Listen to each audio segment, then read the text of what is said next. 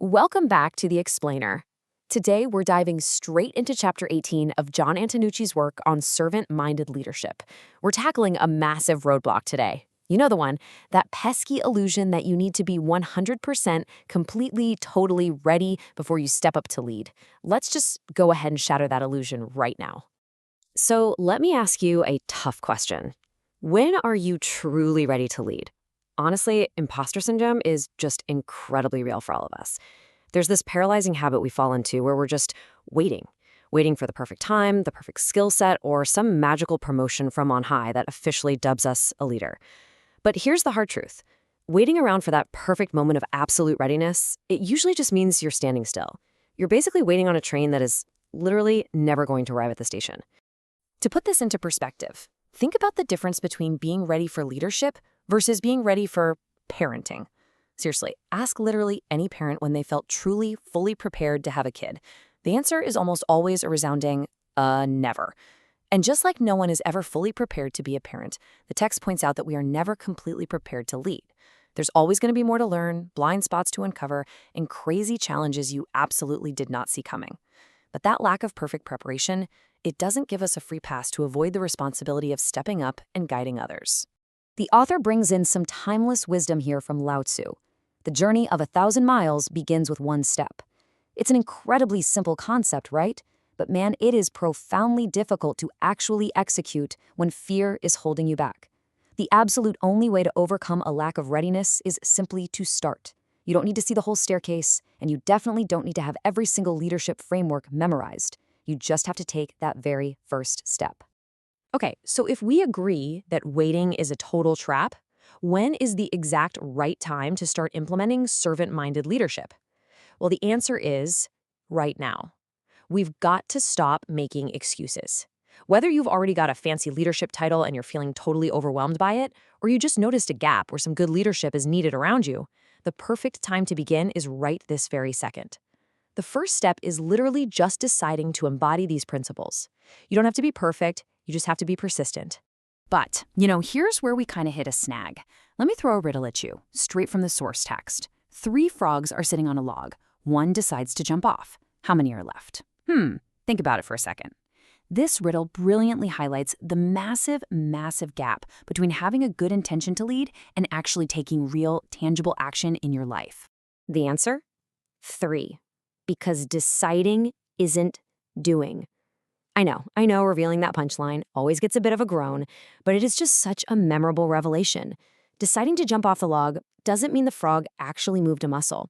In leadership, committing to be a servant-minded leader in your head, it doesn't change lives unless that commitment is backed up by tangible action out there in the real world. Intentions are great, they really are, but action is the only thing that actually moves the needle. Now, if you picture the logo for SML Consultative, the organization from our source material, it's really telling. There's a heart right inside a light bulb being held carefully by 2 hands. It perfectly captures what the author emphasizes here.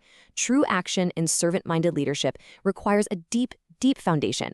And that foundation, it's an authentic love for the people you lead. It's not about loving your title or your authority. It's about seeing others as inherently valuable, worthy of respect, and wanting the absolute best for them, even when it's really difficult. And here is where the rubber meets the road. How does this actually look in our day-to-day? Well, love and leadership isn't just some warm, fuzzy feeling. And it's definitely not a one-time decision you check off at an annual corporate retreat. It is a gritty, repetitive choice. You make it when you wake up in the morning. Then, 20 minutes later, when the kids absolutely refuse to listen, you have to make that decision again. When a coworker completely frustrates you right before lunch, you choose it again. You choose it during boring meetings, and you choose it sitting in traffic on the drive home. It's a constant, intentional effort made all throughout the day to positively impact the world and the people around you. So we have the commitment to stop waiting, and we have the foundation of love. But how on earth do we bridge the gap between those vague, lofty intentions and actual boots-on-the-ground action? Well, the text gives us a really fantastic framework for this. TNT goals. This is a practical system designed to take the high-minded ideal of servant-minded leadership and turn it into a gritty Tuesday morning reality.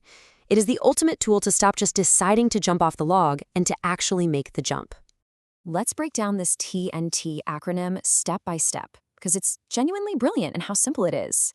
The first T stands for time-oriented. Your goal has to have a hard deadline.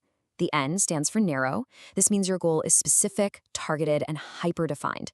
And that final T stands for temperate, meaning, yes, it stretches you and challenges you, but fundamentally, it's realistic. If you smash these three components together, you transform a vague, wishy-washy idea into a highly actionable goal that you can go execute today. Let's look at how these two approaches actually compare out in the wild. A vague goal sounds a lot like, I'll do this eventually. But a TNT goal sounds like, I'll do 1 meeting per week. Here's another vague one.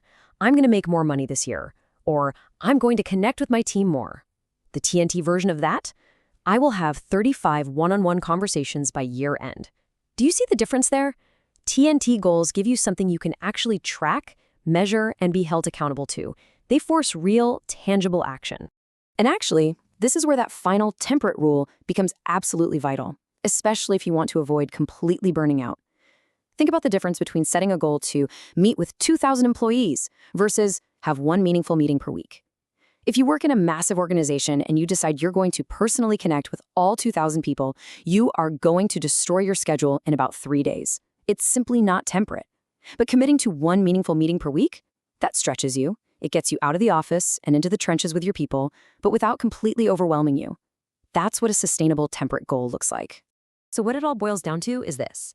The business world is absolutely full of leaders who talk a big game about serving their teams. But, as we learned from those frogs on the log, deciding isn't doing. Which brings us to a final, pretty provocative question for you. What is your TNT goal for today? Not tomorrow, not next month when things magically calm down. Because let's face it, they won't. Today.